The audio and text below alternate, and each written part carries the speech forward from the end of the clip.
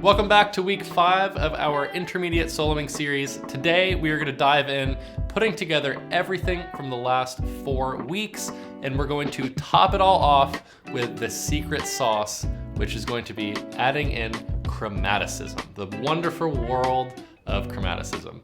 I'm going to show you 3 different ways to utilize chromatics, starting with how to utilize them within a pentatonic scale. Now we know we have all 5 different positions. I'm going to show you these examples with our normal box. Let's change keys again. Let's do B minor pentatonic today. Now, what I want you to think about with chromatics, okay? So there's a couple ways to use chromatics with your minor pentatonic scale. The first way is by treating every single note in the minor pentatonic scale as a target note, okay? So I want you to treat literally every single one of these notes in our box as a target note. So when I say we're gonna target each note from 1 fret below, right? Say I'm gonna target the high E string here, 7th fret. When I say target this from 1 fret below, I'm gonna simply start, target in my sight, 1 fret higher, boom, there it is, okay? And I'm gonna do that for every single note. So if I apply that to the entire scale, I have target, target, target, target, target, target, so on and so forth. So I'm gonna start 1 fret behind each target. This would be a chromatic approach note from below.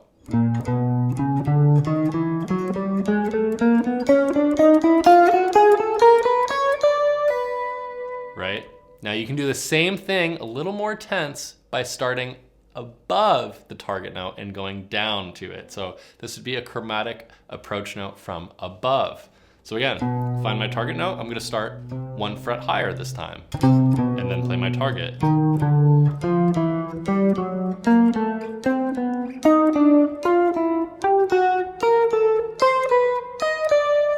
Right? Now, this all sounds very spooky and scary, right? But let me just give you a couple examples. You wanna use this like a really spicy pepper.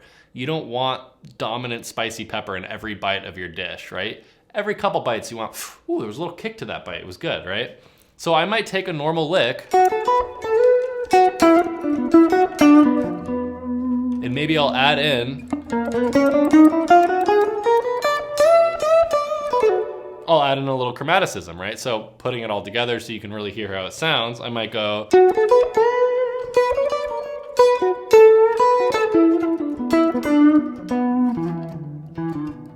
right? So at that top I went,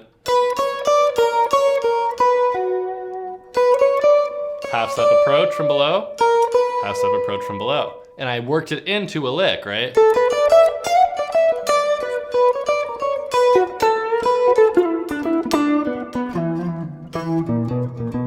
Right, so we can already see here that adding in just random chromatics here by targeting the notes that we already are comfortable and familiar with, we get all these new sounds, colors, textures, and it's a really great way to add tension, right? Chromaticism is what gets the listener and the audience to be listening to your solo, head bobbing, and then you start playing these chromatics and you start seeing them go, what was that? And then you bring it back and they're like, that was tasty, right? Now, quick side note with chromatics. Chromatics are all about confidence, okay? If you don't confidently play them, it's going to translate like maybe it was a wrong note, right? Like if I sit there and go,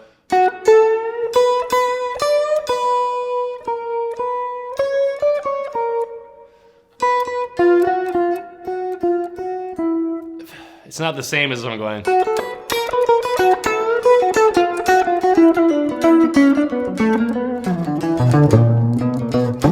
right? So be confident in playing them. Treat it like there's no wrong notes, okay? So to take it one step further, utilizing our target note idea, right? Again, saying every single note in the pentatonic is a target note. You could also say, well, I don't have to approach from 1 fret below. I could approach from 2 frets below. Now it's gonna get a little ludicrous here, right?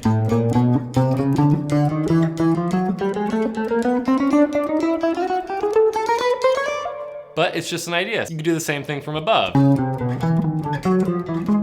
So on and so forth. You could do 4 notes from below. Right? Take this again, I'm just giving you little seeds here. Experiment with them. See what happens when you do something weird.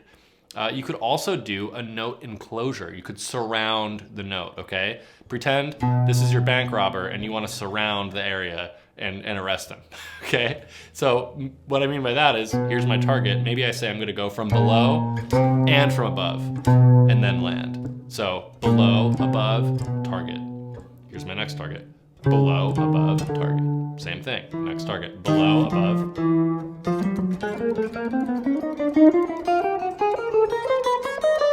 I could do the same thing in reverse. I could do above, below, target.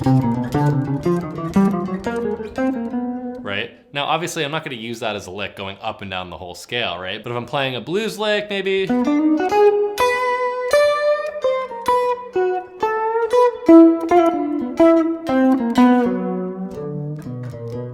You can start adding in these little kind of side steps is what I call them, right? Because we're sidestepping around the note.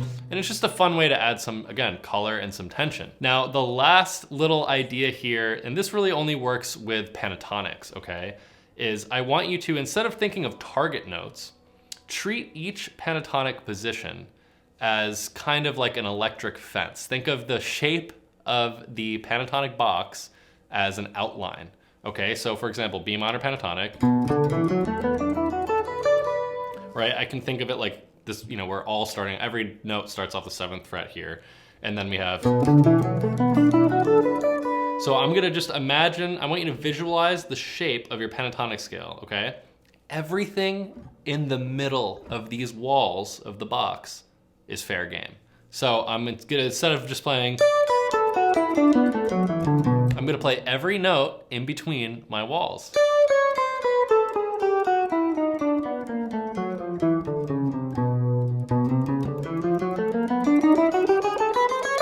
Now check this out. When used creatively,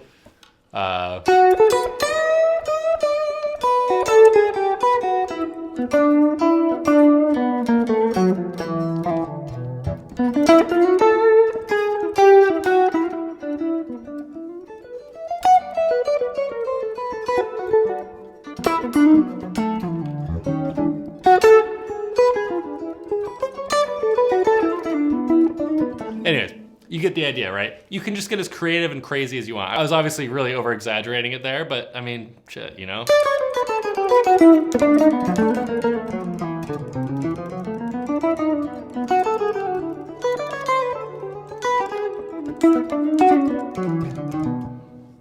Tell me that doesn't sound super hip. Am I thinking about the chords or the changes? No. I'm literally just letting my fingers run free. Maybe I even descend it like that. And then end with a lick.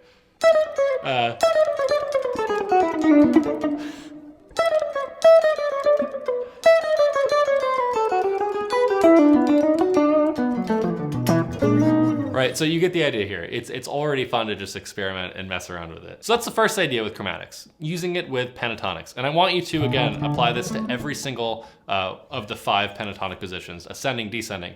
Get crazy with it. Now, the second idea I want to introduce chromaticism with is with our arpeggios, okay? So just take an example, C major 7, right? We just have root, 3rd, 5th, 7th, root, 3rd, 5th, 7th, and root. Now, same way we just treated all of our pentatonic scale notes as target notes, I want you to treat every note in the arpeggio as a target note, right? So let's just take the upper octave of the C major 7 arpeggio, and I'm gonna say target, target, target, target. Same idea, let's start from 1 fret below each chord tone. Now above. Beautiful. Let's do the enclosure, below and above. Or maybe we do above and below. Right? Now the nice thing about using chromatics with arpeggios is it's a little bit more of a direct sound, right? If I'm playing over a C major 7 chord, it's really easy to hear where that arpeggio sits, right? And it's a little like on the nose, right? If I'm playing a C major 7, I'm only playing the notes from C major 7, it's gonna sound a little vanilla.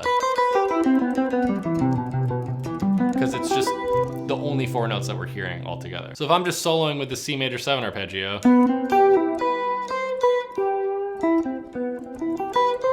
there's only so much I can do with that, right? But when I add in chromaticism,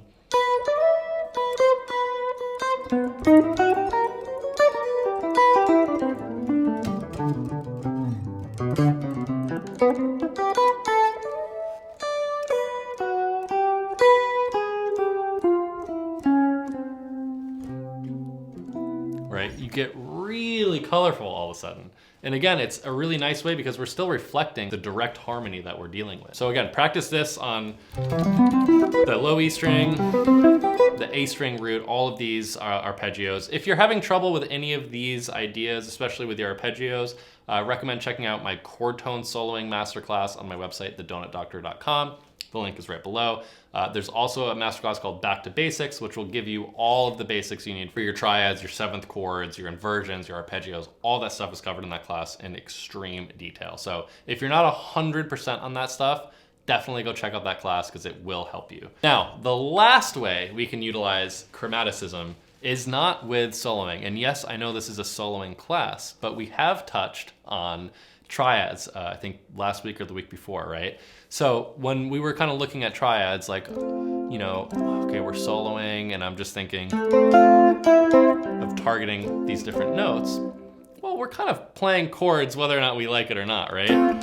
So the idea with chromaticism in chords is we can use these same exact ideas approaching from a half step below or a half step above or surrounding, right? Let's say we're just vamping on an A minor 7.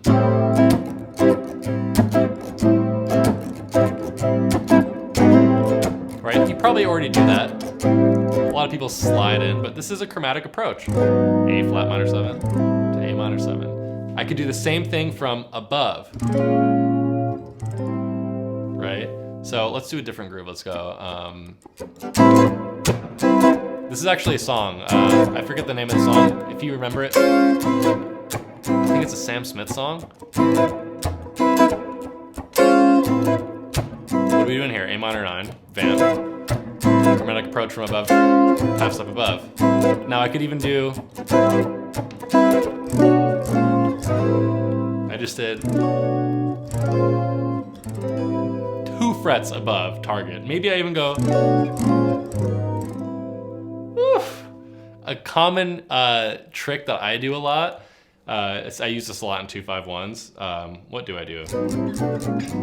This is what I do. If I'm targeting A minor 7, I'm gonna start below, target, 2 frets higher, above, below, and then hit the chord. So I know this sounds like a lot. And you're like, dude, what? Check it out. In context, if I go,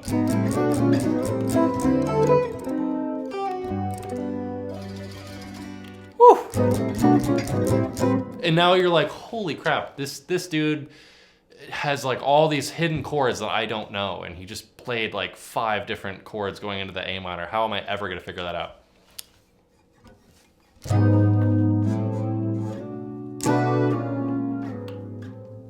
That's all I'm doing. I'm just moving the shape around, right? You can get this is the great thing about chromaticism, is it's like the most creative tool because there's no rules around it. You can literally do whatever the heck you want. If I wanted to sit here going,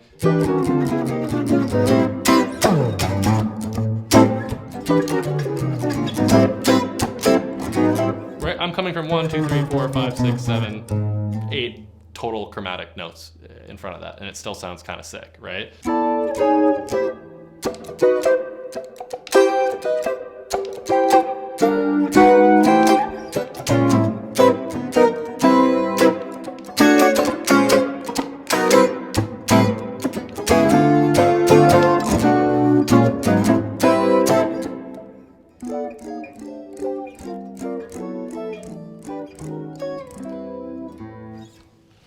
Guys, it's that easy. It truly is that easy to sound like you really are this crazy person, right? So this is just a little step into the world of chromaticism. There's so much more to look at when it comes to chromaticism. If you have any questions or if you want me to keep going on this series, let me know. Maybe we can add a week 6. If you did do all the last 5 weeks in this intermediate soloing course, I would love to hear some feedback I just had this idea because I know so many times when I go to learn something on the internet, it's like, okay, well, here's this random fragment here, and then I learned a lot here, but everything seems so discombobulated and disconnected that I'm kind of just like, how do I use all this together, right? So this is kind of my solution, giving everyone a free option. Obviously, I have like full-length masterclasses and learning pathways on my website, thedonutdoctor.com. But I wanted to give everyone like access to free healthcare. Wouldn't that be great? To like, you know, free lessons. I love teaching. I love playing guitar. I love learning more than honestly all of those things. And the experience of learning on the internet is amazing these days. You can become just as an amazing player if you go to a music school, if you just learn on YouTube. So I hope this felt like a little bit more of a structured approach to learning. If you're not subscribed, please consider subscribing. It seriously helps me out. It's a great way to support this channel for free and keep more guitar lessons like this coming to you and to other guitar nerds. Basically, you subscribing tells YouTube like, hey, this cat's making cool videos and let's pump them out to more people. So yeah, and if you're bored, check out my website, thedonutdoctor.com. As I said in every video, and I always do in every video, I have all of my guitar lessons there, and I'm super proud of how all of these masterclasses turned out. I really try to make all of my lessons as if I was learning them. You know, I'm not trying to like cut corners or zip zap through something. I'm like, I know I wouldn't understand this, so let me explain it a little bit more so that there is no misunderstanding. Anyways, thank you so much for being here. If you did make it through all these 5 weeks, you are awesome. Go get yourself a donut, celebrate, and hope you're having a great day. See you next time.